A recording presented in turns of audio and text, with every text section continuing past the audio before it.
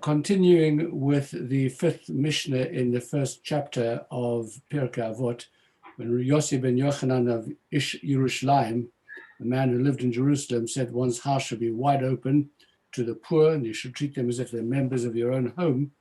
There is a very fundamental question over here about poor people. The Torah says in Deuteronomy that the needy will never cease from amid the land.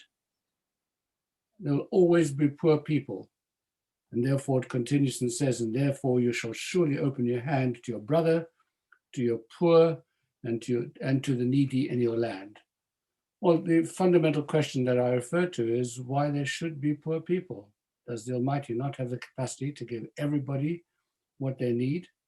So why is it seemingly so unfair that there have to be some people who are so poor they have to rely upon this command that we, who are the givers, have to care for them?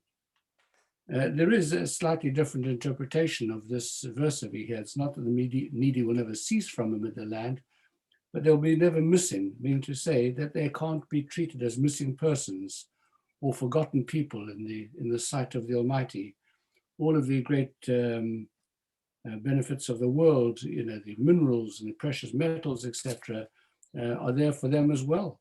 The warming sun shines upon them just as it shines upon everybody else. So we can't treat them as missing people.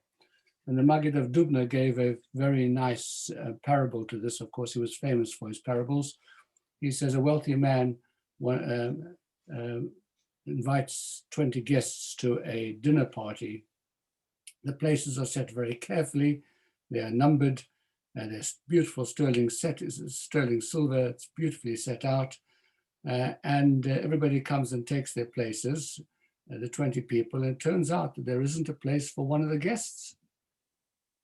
And the host says, how can this be? I set 20 places and I invited 20 people.